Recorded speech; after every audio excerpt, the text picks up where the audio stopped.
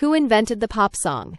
Today's singer-songwriters agree, the godfather of pop was Franz Schubert. He wrote songs that have stood the test of time and serve as role models for today's stars like Leonard Cohen, Elton John, Billy Joel, and Eric Clapton.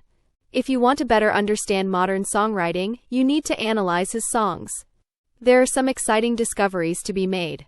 They will also take your music to a new level. We'll show you how 4 hits by Elton John, Eric Clapton, Billy Joel, and Paul McCartney draw inspiration from Schubert, and conclude by outlining a few general rules that modern songwriting owes to him. We'll also explain what artificial intelligence cannot, and may never be able to, do in songwriting today. The Austrian composer Schubert, who died in 1828, has something in common with many modern pop stars, like Amy Winehouse, Sid Vicious, Brian Jones, Jimi Hendrix, Janis Joplin, or Kurt Cobain. He died very young, at the age of 32. Like today's rock stars, he did not exactly live his life by conventional standards. He suffered from syphilis and died of typhus. Alongside Haydn, Mozart, and Beethoven, he was one of the greats of the so-called Viennese classical period, but unlike them, he never sought the limelight. In just 15 years, he wrote around 650 songs, and in doing so invented the dramatic, through-composed art song, in which the piano part was no longer merely an accompaniment, as in the past, but rather engaged in a dialogue on equal terms with the singing voice as a co-narrator of the stories. Some accompaniment patterns have become icons of onomatopoeia, such as the splashing of water in the song Die Forelle, the trout.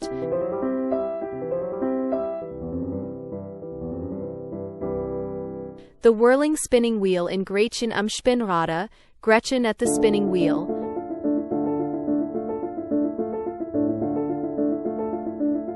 The galloping ride in Erlkönig, the Earl King.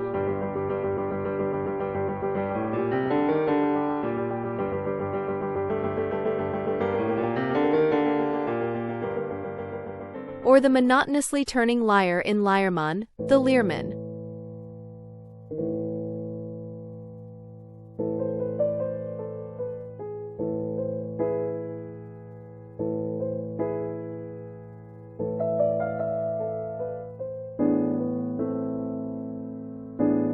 Furthermore, Schubert had already developed a model with the length of his songs that shapes the modern pop song. They are all about 3 to 4 minutes long. With Schubert, a new concert form also emerged after the Congress of Vienna in 1815.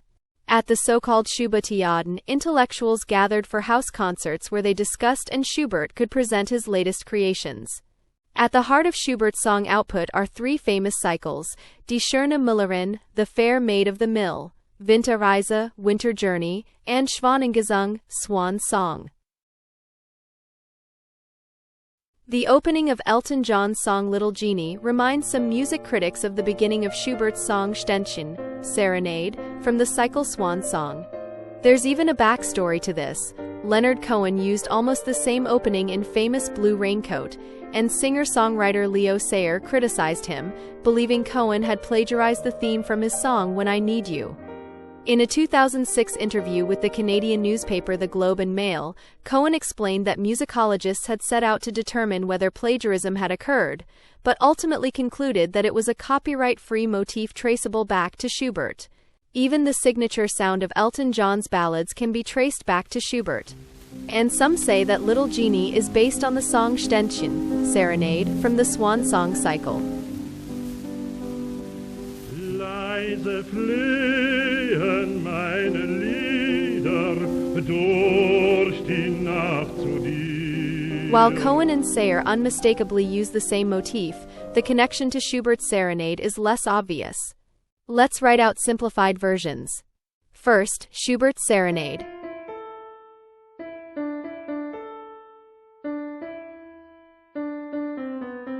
Then Elton's and Leo's motif.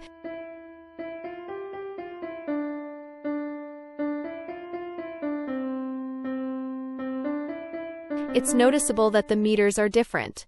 Similarities include the sequence structure and the ornamental figure on a strong beat, followed by a longer sustained note, at least if one ignores the quarter notes in John's and Sayer's melody. One could view this as a kind of related melodic construction. But that isn't decisive. What seems more important is that the expressive quality is strikingly similar.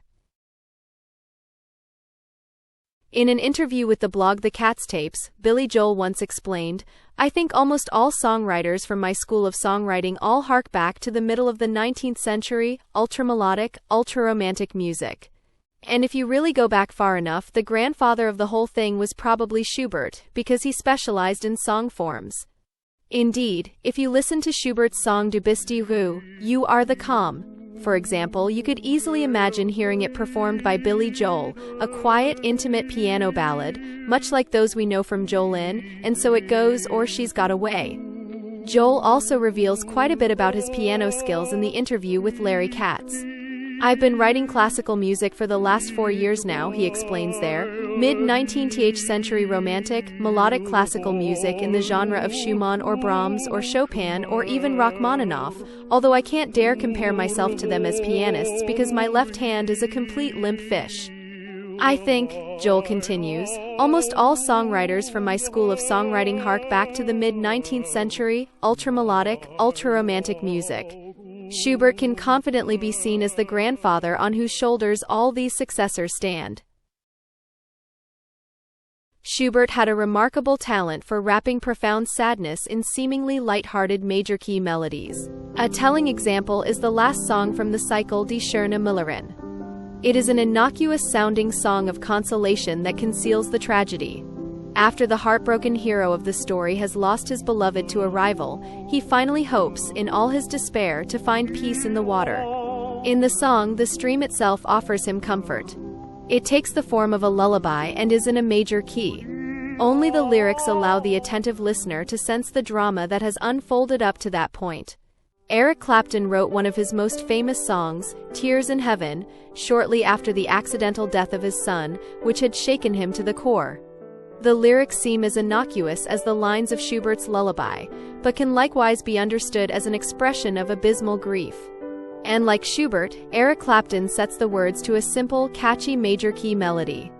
The similarity between the two songs in structure and effect is striking.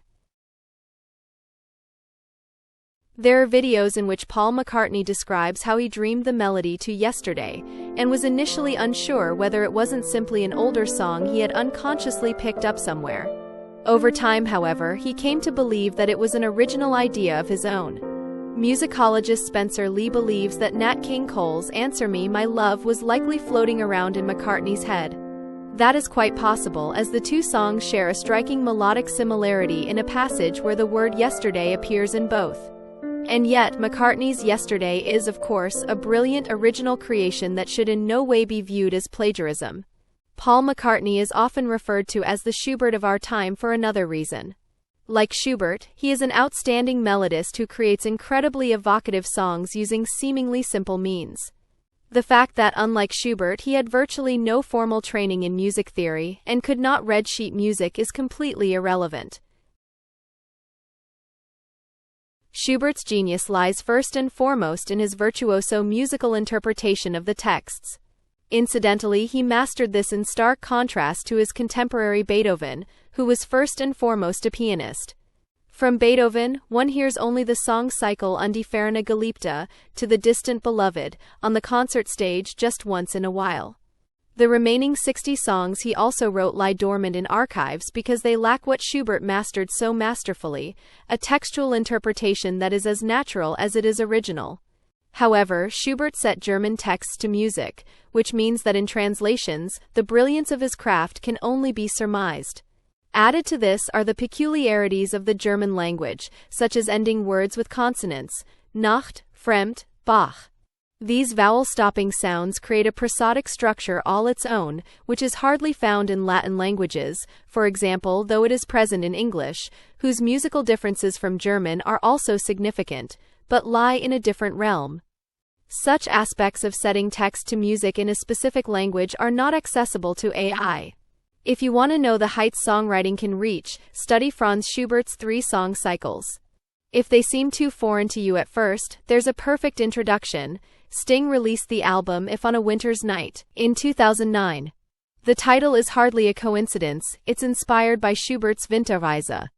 On the album, the British songwriter and former Police frontman also interprets Schubert's Leiermann, alongside works by Henry Purcell, Michael Praetorius, Johann Sebastian Bach, and other giants of music history.